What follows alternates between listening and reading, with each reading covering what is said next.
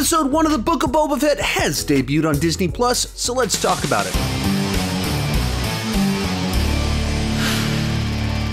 Hi, my name is Sean, and I love to talk about movies and TV way too much. With that in mind, go ahead and join me down below in the comment section. Share your thoughts on the first episode of the Book of Boba Fett. My take isn't the right take, it's just my take, and I would love to hear yours down below in the comment section, especially since this is a new show that was highly anticipated by a bunch of us Star Wars and Mandalorian fans, so I'm wondering if it actually lived up to the hype for people in general. Also, as we go into this isn't a spoiler review and it's not entirely spoiler free, but I'm only going to talk about the format of the show, and some of that wasn't really in the trailers, but I'm not giving any specifics, just talking about the format of the show and kind of where things are taking place, not actual specific plot points and what is shown.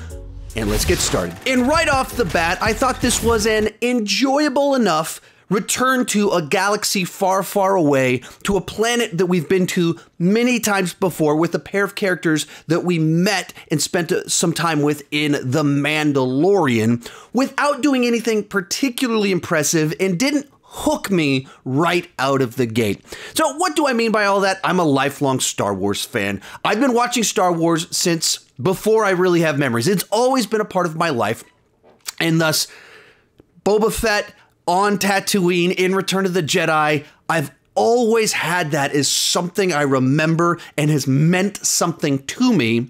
So now that we're just spending more time with that character, going back to this place, it just feels comfortable. Seeing the familiar locations, maybe even some returning band members, it feels comfortable to go back to this place and get to know this character more. The allure of Boba Fett with the original trilogy is that he just was so mysterious that you knew very little about him, so he's just kind of cool. They've kind of decided to abandon that in the 21st century and start answering a lot of questions about his origin, and now we're diving in and doing an actual story about him. And if we're going to remove the mask and dive into the character, let's go all in. That's what this is, trying to help us understand what makes him tick, what drives Boba Fett and his moral code. And I dig all of that. When it comes to the actual plot that we have here, I feel like it didn't progress things far enough or end on some sort of note that really hooked me, that really made me go, man, I can't wait for next week. It was like, okay, I want to see next week, because this one, it felt like you just told me stuff I kind of already knew. So here's where we're kind of going to, not spoilers, but the general structure of the show. It's kind of two timelines taking place. Boba Fett right after Return of the Jedi, and Boba Fett where we left him off with that post-credit scene in Mandalorian Season 2.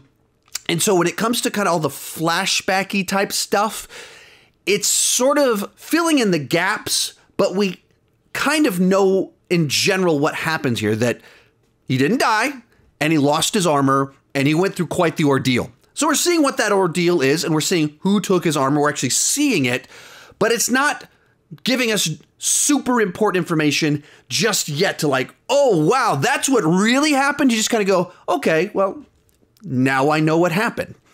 And then when it comes to the stuff after Mandalorian, you showed us taking over kind of Jabba's role with that post-credit scene, sitting on the throne, and we kind of see a little bit, get the setup for how that's gonna work.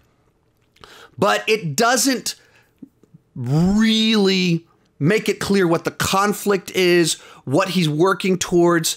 Just sets up some general ideas that he's trying to establish his dominance, earn their respect, but not playing by their aggressive rules. He doesn't want to torture, like he's trying to stand out. So he's establishing this different moral code. And you hear that in the trailer, so I'm not saying anything that's surprising. And then we see that there's some forces that are kind of aggressively against him. That leads to a pretty cool little chase action sequence. But it doesn't take it far enough to where we get a big tease, like a big reveal in that regard. So you kind of go like, okay, if that's going somewhere, I wish we'd gotten a bit more of a last minute reveal hook that made me go, oh man, I can't wait to learn more about that. Is this part of Crimson Dawn? Are we going to get one of these returning characters from Solo? Is that where this is headed? It doesn't really do that. It doesn't give you that big hook. It just kind of maybe puts some ideas out there that there's threats. And that's about it.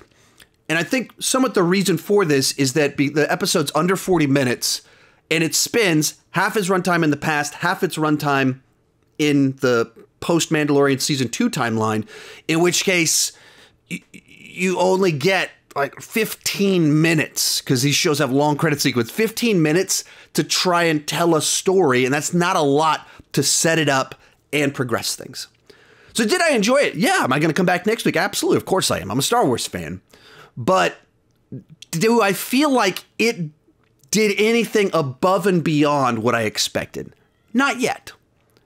That could be just it takes a little while for things to kick in, and they just had to set things up. They had to move things around a little bit. Perhaps that's what's going on. But I wish it would have hooked me. I wish it would have had something that made me go, oh, wow, that's where this is headed. And it just didn't really do that. Or maybe here's another way to phrase it. There's not a whole lot in the first episode that wasn't just teased in the trailer of kind of establishing the tone, the vibe, the central conflict that Boba has in this world. It doesn't give you much more than what the voiceover and dialogue said in the trailer. And so then I watched the first episode, I had fun with it. The action was cool. There's a really neat chase sequence in it. There's a fight with a monster where Boba asserts his dominance. And so it put some things out there, but it didn't wow me. And perhaps that's on me for maybe setting my expectations for what a first episode will do. But that's kind of what they did with The Mandalorian, that you got to the end of the episode and I was like, this is pretty cool. It's like a Western with Star Wars with a bounty hunter. Oh, pretty cool. And then you have this final shot, then there's a Baby Yoda and you go, wait, what? Where is this show going? Is this what this is about?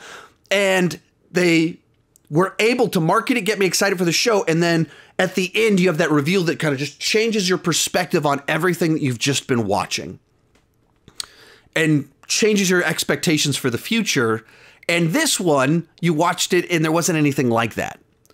Like I debated just saying, this isn't a spoiler review because there's nothing really to spoil, because there wasn't something like that could be spoiled. And that just feels very strange to do a first episode of a Star Wars story and not have something that's like to talk about, really. Like, we get answers to some questions, they show some sequences and things, but it wasn't anything that's in that category of like, man, we have got to talk about this. So that's kind of where I'm at with it. And I've seen the episode twice. I actually stayed up till 2 a.m., watched it at 2 a.m. while I was kind of groggy and was like, oh yeah, that was kind of cool.